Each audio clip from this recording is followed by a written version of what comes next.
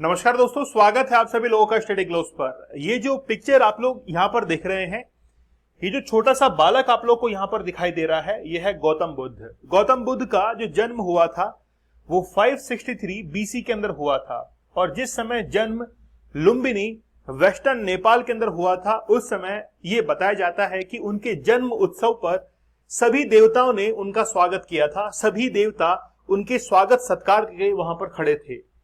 मतलब अगर हम लोग नेपाल की भूमि को अगर देखें तो वहां पर बुद्धिज्म जो है वो काफी अच्छे से फलीभूत हुआ है, और यहां तक कि सनातन हिंदू धर्म ने भी अपने पांव बहुत अच्छे से, बहुत जड़ें जो है वो अच्छे से जमा रखी हैं। इसलिए कहा जाता है कि नेपाल पूरे विश्व के अंदर पहला हिंदू राष्ट्र का परचम लहरा चुका है। 1768 के अंदर ऐसा कुछ हुआ था, तब से लेकर अब तक 2006 तक नेपाल एक हिंदू राष्ट्र बना हुआ था। लेकिन 2006 के बाद में ऐसा क्या हुआ, क्या ऐसे पॉलिटिकल रीजंस हुए जिसके तहत नेपाल को एक धर्मनिरपेक्ष राष्ट्र बनाया गया, हिंदू राष्ट्र का दर्जा उसका समाप्त किया गया? चलिए बात करेंगे, लेकिन उससे पहले नेपाल के अंदर अभी प्रोटेस्ट चल रहे हैं। नेपाल के अंदर प्रोटेस्ट इसलिए चल रहे हैं कि नेपाल को वापस से एक हिंदू राष्ट्र बनाया जाए, क्योंकि नेपाल के अंदर लोकतंत्र बहाल हो चुका था, वहां पर संविधान लागू हो चुका था, लेकिन वहां के लोग ये चाहते हैं कि अब नेपाल को वापस से हिंदू राष्ट्र बनाया जाए। इसीलिए वो सड़कों पर निकल पड़े हैं। राष्ट्रपति भवन, प्रधानमंत्री जो कार्यालय है उसकी तरफ वो मार्च कर रहे हैं, शंख बजा रहे हैं और वहां की पुलिस का विरोध कर रहे हैं, आप लोग यहां पर देख सकते हैं। लेकिन क्या वाकई में नेपाल अभी सही राह पर है, या कहीं यहां पर भी चाइना का इन्फ्लुएंस तो नहीं है? चलिए, यहां पर आप लोग विरोध प्रदर्शन देख रहे हैं। ये जो महिला प्रदर्शन कर रही है, एक डेट इन्होंने डिसाइड की थी, लगभग ये 10 अप्रैल की डेट थी, जिस समय महिलाओं ने इस मार्च के अंदर पार्टिसिपेट किया था, और बहुत उग्र जो है ये मार्च हो चुका था। आप लोग देख सकते हैं कि कई बार खून यानी कि लहूलुहान जो है वो लोग भी हुए हैं प्रोटेस्ट के अंदर। तो सड़कों पर प्रोटेस्ट किया जा रहा है, और उसके तहत लास्ट में यानी कि 2006 के अंदर जब अंतिम बार वहां पर राजशाही थी, तो ये ताजपोशी जो की गई थी ये उसी की तस्वीर है। लेकिन उसके बाद में सिनेरियो पूरी तरीके से चेंज होता है। लेकिन उससे पहले आप लोग हमारे 75 डेज हार्ड चैलेंज के साथ में जुड़ सकते हैं। आपको हमने 75 टेक्निक्स बताई हैं जिसकी मदद से आप लोग इस एडिक्शन से बाहर निकल सकते हैं कि पोर्नोग्राफी जिस तरीके से हमारे यूथ को मिसगाइड कर रही है, मिसलीड कर रही है, कि हम लोग ये चाहते हैं कि आप लोग कहीं ना कहीं उससे दूर हट जाएं और अपने करियर के ऊपर फोकस करें। इसलिए 75 टेक्निक्स आप लोग को बताई गई हैं, 75 रियल स्टोरीज बताई गई हैं जिन्होंने अपने जीवन के अंदर, अपनी लाइफ के अंदर पोर्नोग्राफी से अपनी लाइफ को खराब किया है। इसीलिए हम लोग चाहते हैं कि आप लोग कहीं ना कहीं से बाहर निकल जाएं। चैलेंज कूपन कोड यूज करना है, जिसकी मदद से आप लोगों को ये डिस्काउंटेड प्राइस के अंदर अवेलेबल होगा। आप लोगों को जरूर इसको ज्वाइन करना चाहिए, ठीक है। दीपक इंद्रा ऑफिशियल टेलीग्राम चैनल को आप लोग जरूर ज्वाइन कर लीजिए। शुरुआत करते हैं आज के लेक्चर की। सबसे पहले हम लोग बात करेंगे कि नेपाल के अंदर ये जो प्रोटेस्ट हो रहा है वो कर कौन रहे हैं। नेपाल के अंदर मेनली जो पॉलिटिकल पार्टीज हैं उसमें नेपाली कांग्रेस है, नेपाल कम्युनिस्ट पार्टी है, नेपाल कम्युनिस्ट पार्टी माओवादी है, इसके साथ में ही राष्ट्रीय स्वतंत्र पार्टी है, नेशनल इंडिपेंडेंट पार्टी है, नेशनल डेमोक्रेटिक पार्टी है, पब्लिक ओपिनियन पार्टी है। ऐसी कई सारी पार्टियां नेपाल के अंदर एग्जिस्ट करती हैं, लेकिन मुख्यतः यहां पर पुष्प कमल दहल जो है इनकी पार्टी है नेपाल कम्युनिस्ट पार्टी, और जिसके तहत वो अभी इसके लीडर हैं और नेपाल के अंदर प्राइम मिनिस्टर भी बने हुए हैं। लेकिन इसके साथ में ही मैं एक पार्टी आप लोगों को और दिखाना चाहूंगा, और वो है नेशनल डेमोक्रेटिक पार्टी, जो कि 1990 के अंदर एस्टैब्लिश हुई थी। और यही पार्टी अभी इस विरोध प्रदर्शन के तहत ये पार्टी जो है वो लोगों का सपोर्ट कर रही है। हम लोग ये कह सकते हैं कि लोग जो प्रदर्शन कर रहे हैं, हिंदू राष्ट्र की मांग कर रहे हैं, वो बेसिकली इसी पार्टी से संबंधित बताए जा रहे हैं, क्योंकि इस पार्टी का जो आइडियोलॉजी है वो कहीं ना कहीं हिंदुज्म की तरफ जो है वो डिटेक्ट करती है। आप लोग देखेंगे कि नेपाल के अंदर बाई कैमरल वहां पर व्यवस्था है, एक तरफ प्रतिनिधि सभा है, दूसरी तरफ राष्ट्रीय सभा है। लेकिन यहां पर ये जो पार्टी है इसका केवल और केवल प्रतिनिधि सभा जो है वहीं पर रिप्रेजेंटेशन है, लेकिन राष्ट्रीय जो सभा है वहां पर कोई भी रिप्रेजेंटेशन उनका नहीं है। इसीलिए कहीं ना कहीं जो अपोजिशन पार्टीज हैं वो ये चाहती है कि वर्तमान में जो सरकार है वो वहां से हटे, क्योंकि पिछले 18 साल के अंदर 13 बार सरकार चेंज हो चुकी है। इस बार भी यही बताया जा रहा है कि अपोजिशन जो पार्टीज हैं वो ये कोशिश कर रही हैं कि ये जो पार्टी अभी अस्तित्व में बनी हुई है ये यहां से हटे और उसके बाद में हिंदुज्म जो है वहां पर लागू किया जाए और नेपाल को एक हिंदू राष्ट्र बनाया जाए। आप लोग देख सकते हैं कि पुष्प कमल दहल जो कि वहां के प्राइम मिनिस्टर हैं, इन्हीं की पार्टी जो है वो अभी अस्तित्व के अंदर है। ये नेपाल की पार्लियामेंट है, बाई कैमरल वहां पर पोजीशन है। जबकि हम लोग श्रीलंका के अंदर देखते हैं यूनिकैमरल वहां की पार्लियामेंट है, जबकि नेपाल के अंदर बाई कैमरल है। जैसे भारत में भी आप लोग देखते हैं लोकसभा और राज्यसभा, वैसे ही नेपाल के अंदर भी बाई कैमरल है।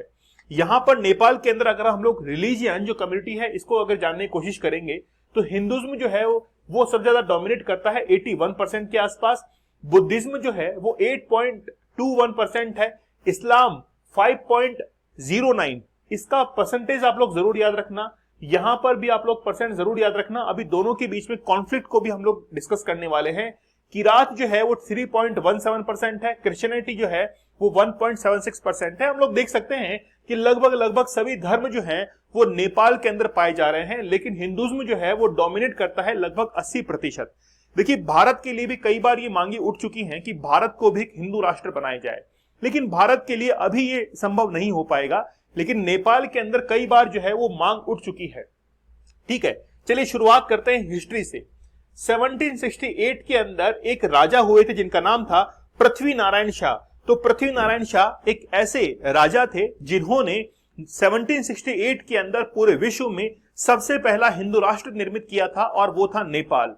1768 से लेकर 2006 तक नेपाल एक हिंदू राष्ट्र बना हुआ था, लेकिन 2006 के अंदर जब डेमोक्रेसी की मांग उठती है तो 2006 के अंदर संविधान सभा कॉन्स्टिट्यूशन जो असेंबली है इसका निर्माण किया गया था 2006 के अंदर, और उसके तहत संविधान जो निर्माण है, कॉन्स्टिट्यूशन जो बनाने की प्रक्रिया है उसकी शुरुआत हुई और 2007 के अंदर कॉन्स्टिट्यूशन उनका बनकर तैयार हो गया था।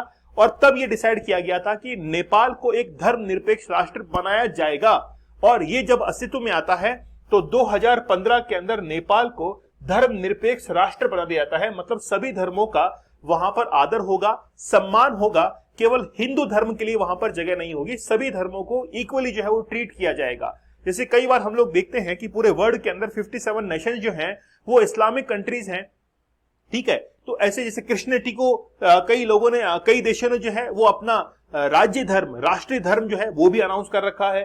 इसके बाद में जो वहां पर राजा आते हैं उनका नाम है भीमसेन थापा। इन्होंने भी हिंदुज्म जो है उसको आगे बढ़ाया, लेकिन कहीं ना कहीं जो ब्रिटिश जो पॉलिसीज थी उनको भी अप्लाई करने की इन्होंने कोशिश की, लेकिन इनके समय में जो नेपाल के अंदर हिंदुज्म था वो बिल्कुल सुपीरियर, मतलब हाईएस्ट पोजीशन पर पहुंच चुका था।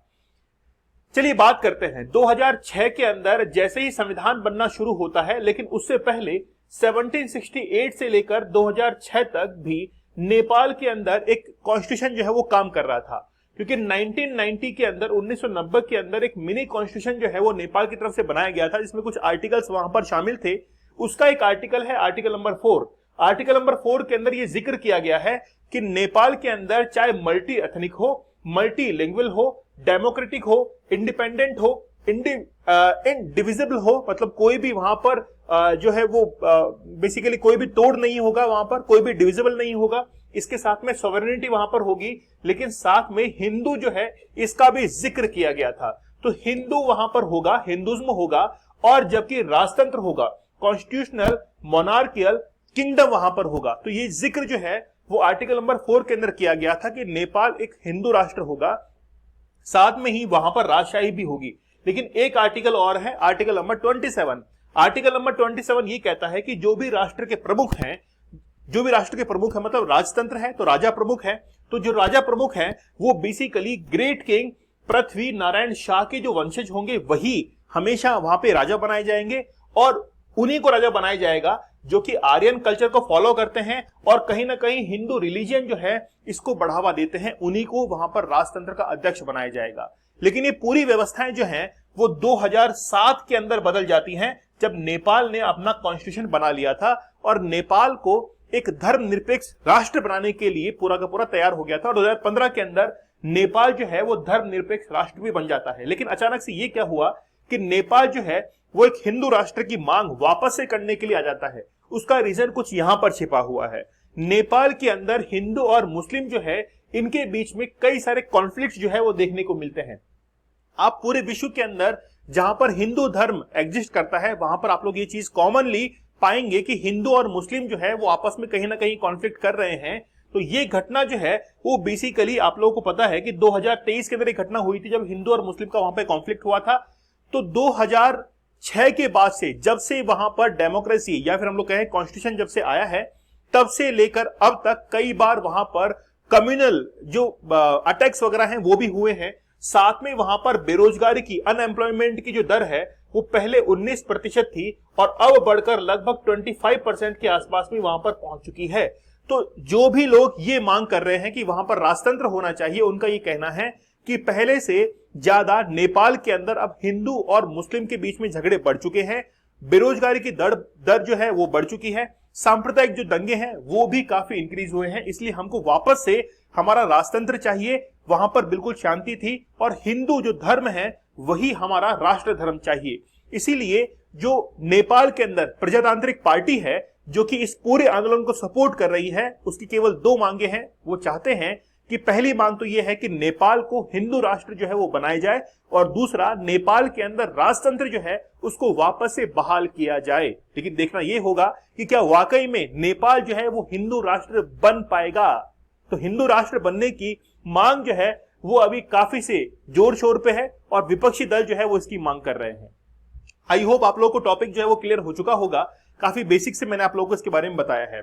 आप लोग हमारे 75 डेज हार्ड चैलेंज के साथ में जरूर जुड़िए। लाइफ के अंदर एक बार इस चैलेंज को जरूर यूज लीजिएगा, मतलब इसको जरूर एक्सेप्ट कीजिएगा।